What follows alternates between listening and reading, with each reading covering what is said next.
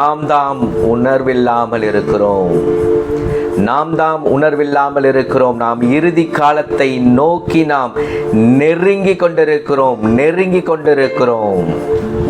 இதை ஆண்டவர் இன்று காலையிலிருந்து இன்று மாலை வரை நிறைய வார்த்தைகள் மூலமாக, சில காரியங்கள் மூலமாக இதை அவர் வெளிப்படுத்தி கொண்டிருக்கிறார். இதை சொல், என் பிள்ளைகளுக்கு இதை சொல். நீங்கள் கொஞ்ச காலத்திலே நீங்கள் இறுதி காலத்திற்குள் நீங்கள் நுழைய போகிறீர்கள். நாம் இறுதி காலத்துக்குள்ளே நாம் நுழைய போகிறோம் மக்களே. உண்மையிலே சொல்றேன், இதை நான் சொல்லலை. இதை ஆண்டவரே இன்று இதை சில வார்த்தைகள் மூலமா எனக்கு ஒரு முறை அல்ல, இருமுறை அல்ல, அதற்கு மேற்பட்ட டைமிங்ல எனக்கு அவர் உணர்த்தி கொண்டிருக்கிறார். இதை சொல் என்று சொன்னதுனால தான் இப்ப இதை நான் உங்களிடத்தில் சொல்லுகிறேன். அதை எப்படி நீங்கள் சொல்லுகிறீர்கள் என்று சொன்னால், நானாக சொல்லலை. ஆண்டவர் எனக்கு என்ன சொல்லுகிறாரோ அதை அப்படியே உங்களுக்கு அறிவிக்கிறது தான் என் வேலை. ஆண்டவர் இதில் சொல்லப்பட்டிருக்கு, நம்மளுடைய விவிலியத்தில் சொல்லப்பட்டிருக்கு, ஆண்டவருடைய வார்த்தையில ஒன்றையும் கூட்டக்கூடாது, ஒன்றையும் குறைக்கக்கூடாது. அப்படி கூட்டினாலோ குறைத்தாலோ அதற்குண்டான தண்டனையை நான் ஆண்டவரிடத்தில் பெறுவேன். அதுதான் உண்மை. ஆண்டவர் என்ன சொல்றாரோ அது அப்படியே சொல்லிடணும். மீதி அவருக்கும் உங்களுக்கும் உள்ள ஒரு கணக்கு, அது உங்க பாடு. நீங்க ஆண்டவர்கிட்ட கேளுங்க, ஆண்டவரே இப்படி ஒரு வார்த்தை என்னை நோக்கி வருகிறதே, இது உண்மையா என்று உங்க தனி ஜெபத்திலேயோ உங்க குடும்ப ஜெபத்திலேயோ திருப்பலி போகும் பொழுது திவ்ய நற்கருணை முன்பா நீங்க ஜெபித்து கேட்டு பாருங்க, என்ன சொல்றாருன்னு பாருங்க. நீங்க யார்கிட்டையும் வெரிஃபை பண்ணாதீங்க, மனிதனிடத்தில் வெரிஃபை பண்ணாதீங்க, ஆண்டவரிடத்தில் வெரிஃபை பண்ணுங்க, கேளுங்க. அவர் சொல்லுவார். ஆம் என்றால் ஆம் என்றும், இல்லை என்றால் இல்லை என்றும் சொல்லுகிற தேவன். அவர் அப்படிதான் சொல்லுகிறார். உங்கள் வாயின்று புறப்படுகிற வார்த்தைகள் ஆம் என்றால் ஆம் என்றும், இல்லை என்றால் இல்லை என்றும் இருக்கட்டும் என்று சொல்லுகிறார். ஸோ இப்போ கூட அவர் இந்த வார்த்தை தான் முதல்ல எனக்கு கொடுத்தார். இந்த வார்த்தை தான் முதல்ல கொடுத்தார். அப்போ நான் காலையிலிருந்து நான் கேட்டுக்கொண்டிருக்கிற வார்த்தைகள், எனக்கு வருகிற வார்த்தைகள், அது இப்பொழுது இந்த வார்த்தையை நான் படிக்கும் பொழுது அது ஆம் என்று எனக்கு உறுதிப்படுத்தப்படுகிறது. அதை தான் நான் உங்களிடத்தில் சொல்லுகிறேன். ஆக ஆண்டவரிடத்தில் இருக்கிற பொறுமை, ஆண்டவரிடத்தில் இருக்கிற பொறுமை பரிசுத்த ஆவியானவர் மூலமாய் நாம் பெற்றுக்கொள்ள முடியும். ஏனெனில் பரிசுத்த ஆவியானவருடைய வரங்களில், கொடைகளில் ஒன்றுதான் இந்த பொறுமை. அவருக்கு 1000 திருநாமங்கள் இருக்கிறது. நம் ஆண்டவருக்கு 1000 திருநாமங்கள் இருக்கிறது. அதிலே ஒரு பெயர், அவர் பொறுமையின் தேவன். அவர் பொறுமையோடு இருக்கிறார். பாருங்க, இந்த உலகத்துல எவ்வளவு அநியாயம் நடந்துட்டு இருக்கு, அவர் எவ்வளவு பொறுமையா இருக்கிறார் பார்த்தீங்களா? ஒரு இதுதான் சொல்றார், நீதி உள்ளவன், உண்மை உள்ளவன் இன்னும் உண்மையா இருக்கட்டும். திருவெளிப்பாடு எடுத்து படிச்சு பாருங்க, அதுல சொல்லப்பட்டிருக்கு, உண்மை உள்ளவன், நீதி உள்ளவன் இன்னும் நீதி செய்யட்டும், இன்னும் உண்மையா இருக்கட்டும், நேர்மையா இருக்கட்டும், நீதியா இருக்கட்டும். அப்படியே இருங்க. இன்னும் உங்க நீதியை அதிகப்படுத்துங்க, உங்க உண்மையை அதிகப்படுத்துங்க, உங்க நேர்மையை அதிகப்படுத்துங்க. அநியாயம் செய்யறவனா அநியாயம் இன்னும் அதிகமாக செய்யட்டும், அநியாயம் இன்னும் அதிகமாய் செய்யட்டும். இதோ நான் வருகிறேன். ஆண்டவரின் எச்சரிப்பின் செய்தி இது. இதோ நான் வருகிறேன். அவனுக்கு அவன் வெளிப்படையாக அந்தரங்கமாக செய்த ஒவ்வொரு காரியத்தையும் நான் எல்லோர் முன்னிலையிலும், எப்படி பண்ணுவாராம் பாருங்க, எல்லோர் முன்னிலையிலும் அதை நான் பகிரங்கப்படுத்துவேன். அது மட்டுமல்ல, அவனவன் செய்த காரியத்துக்கு ஏற்ப நன்மைகளும் தீமைகளும் என்னோடு கூட வருகின்றன. அடுத்த முறை அவர் வருகிற பொழுது அவரிடத்தில் பொறுமையை எதிர்பார்க்க முடியாது. பொறுமையை எதிர்பார்க்க முடியாது, இரக்கத்தை எதிர்பார்க்க முடியாது. அவர் நீதியின் தேவனாக கண்கள் நெருப்பு கோலமாக ஜொலிக்கிற கண்களோடு ராஜாதி ராஜாவாக ஆண்டவருக்கெல்லாம் ஆண்டவராக அவர் ராஜ கம்பீரத்தோடு தன்னுடைய வான தூதர்கள் புடைசூழ அவர் இந்த உலகத்திற்கு அவர் இறங்கி வரப்போகிறார். பிரியமானவர்களே, நாம் அவரை சந்திக்கணும்.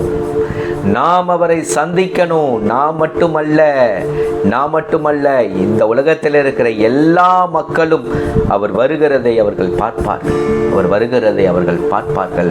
எனக்கு பிரியமானவர்களே, நாம் அவரை சந்திக்கணும். பிரியமானவர்களே, சொல்லிட்டு இருந்தாங்கல்ல, ஒரு காலத்துல சொல்லிட்டு இருந்தாங்கல்ல, ஆண்டவர் வராருன்னு.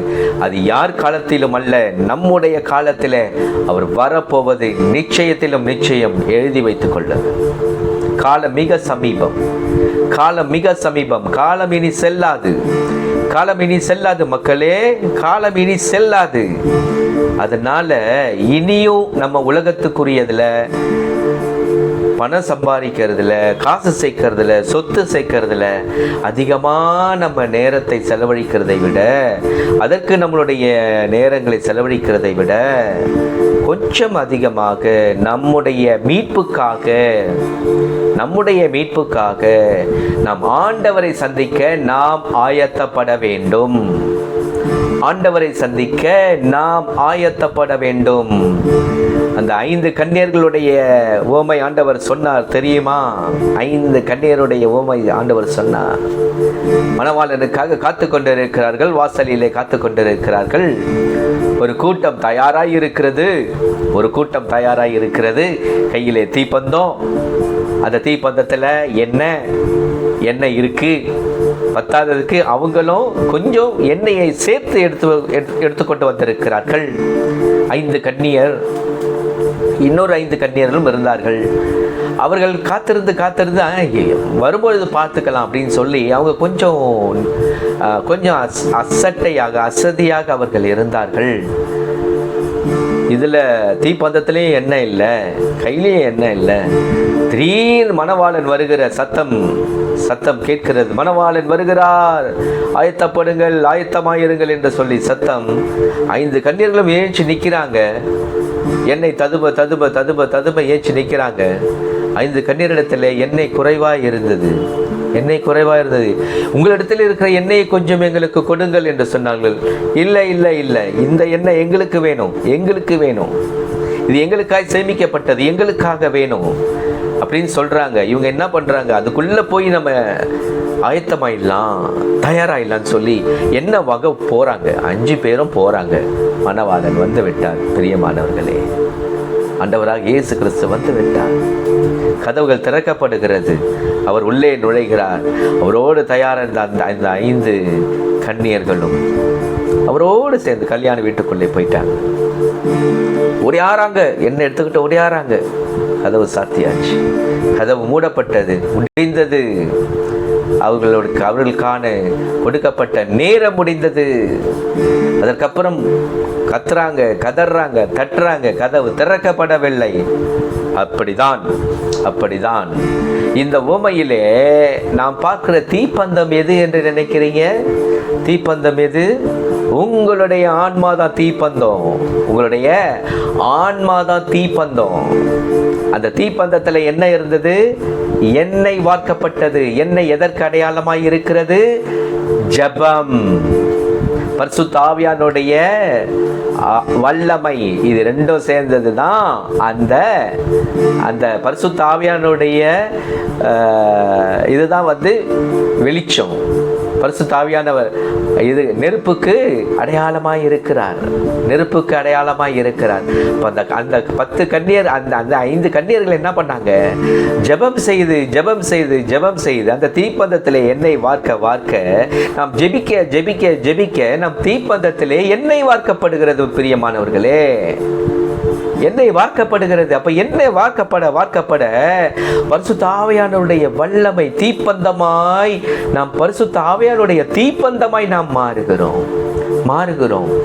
தீபம் நல்ல சுடர் விட்டு எரியுது. நம்ம ஜெபிக்க நம்ம ஆன்மாவில், நம்ம இருதயத்தில் அப்படியே பரிசுத்த ஆவியானவருடைய அனல், அக்கினி, நெருப்பு நல்ல கழன்று எரிந்து கொண்டிருக்கிறது. அப்படி எரிந்து கொண்டிருக்கும் பொழுதுதான் மணவாளன் வரும்பொழுது நம்மை அவருடைய கல்யாண விருந்துக்கு அவர் அழைத்து செல்வார். பிரியமானவர்களே, இப்ப தெரியுதா எதுக்கு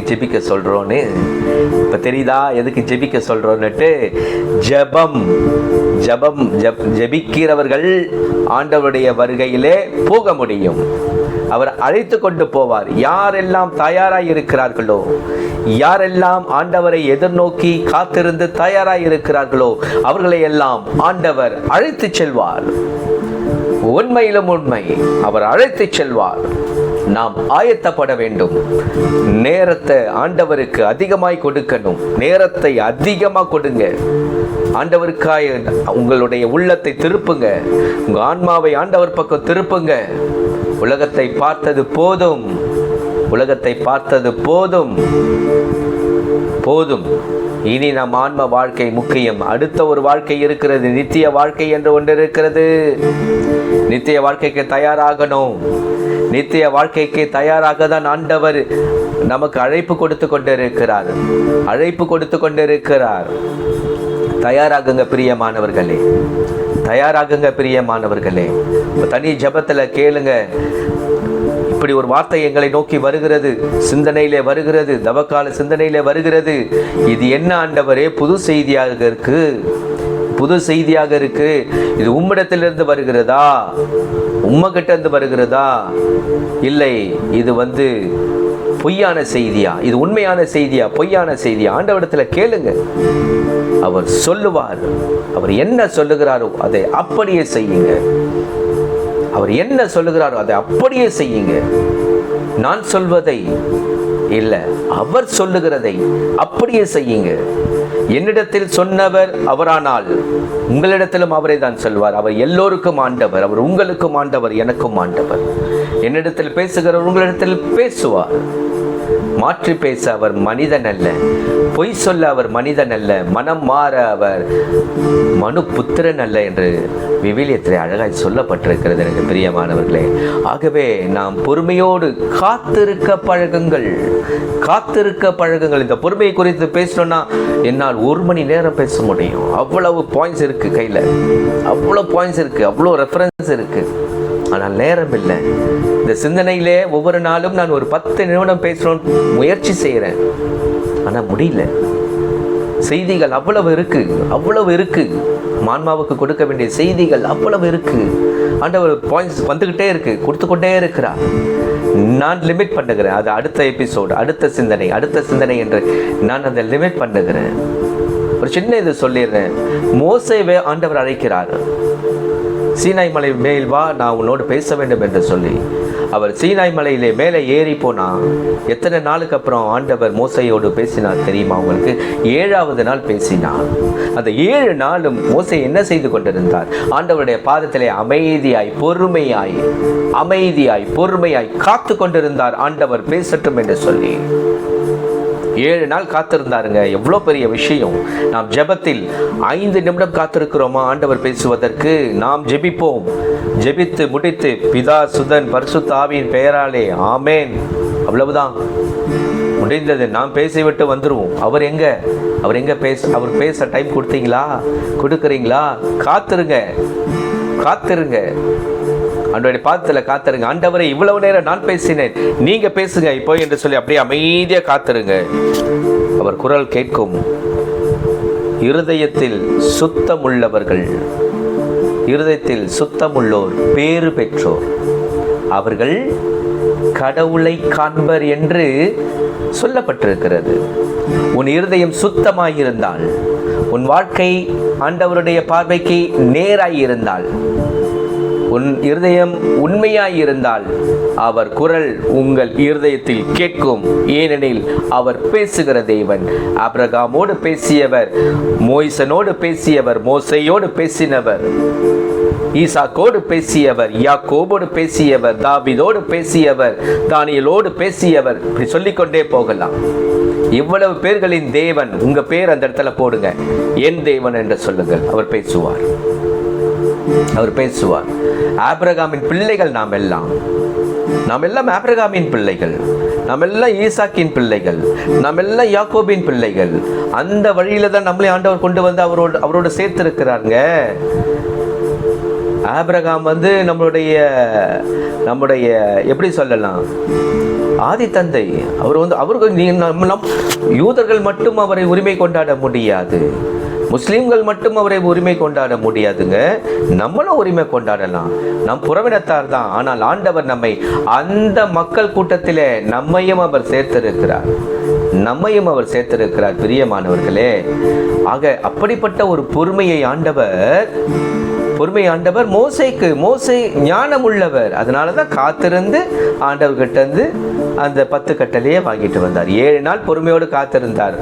கூப்பிட்டு நான் பேசணும்னு சொன்ன மோசேக்கே 7 நாள்னா அப்ப நீங்களும் நானே ஏமாத்துறோம்.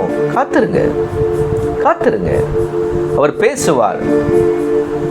பேசுவார். பிரியமானவர்களே, ஒரு சின்ன ஜெபத்தோடு இந்த சிந்தனையை முடிப்போம்.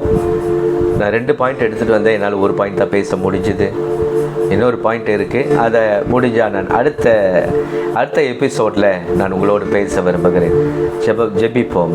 அன்பின் பரலோக பிதாவே, தகப்பனே, உம்முடைய இறுதி காலத்தை நாங்கள் நெருங்கி கொண்டிருக்கிறோயா அப்பா. உம்மிடத்திலிருந்து இந்த வார்த்தை எங்களுக்கு இன்று வந்திருக்கிறது. இதுவரை அதை எதிர்பார்க்கல. இப்படி ஒரு காலம் எங்களுடைய காலத்திலே வரும், நாங்கள் வாழ்கிற காலத்திலே அந்த இறுதி காலமாய் இருக்கும் என்று நாங்கள் நினைக்கல ஆண்டவரே. ஆனால் உலகை சுற்றி நடக்கிற காரியங்கள் எல்லாம் பார்க்கும் பொழுது அப்பா, அதை நாங்கள் உணர்கிறோம் ஐயா. நாங்கள் எப்படிப்பட்ட ஒரு உலகத்திலே நாங்கள் வாழ்ந்து கொண்டிருக்கிறோம் என்று நாங்கள் உணர்கிறோம் ஆண்டவரே. இதை நாங்கள் அப்படியே எங்கள் இருதயத்திலே பதித்து, எங்கள் உள்ளத்திலே பதித்து, எங்கள் சிந்தனையிலே பதித்து, எங்கள் வாழ்க்கையில் அதை பதித்து, நீ உம்முடைய வருகைக்கு உம்மை சந்திக்க நாங்கள் ஆயத்தப்படணும். நாங்கள் தயாராகணும் ஆண்டவரே. உம்மை சந்திக்க நாங்கள் தயாராகணும் ஆண்டவரே. தகப்பனே, உம்முடைய வருகையில், உம்முடைய ரகசிய வருகையில் அப்பா, நாங்களும் உம்மோடு வரணும் ஆண்டவரே. அதுக்கு எங்களை தகுதிப்படுத்துங்க, தயார்படுத்துங்க. இயேசுவின் மூலம் ஜெபம் கேளும் பிதாவே, ஆமென்.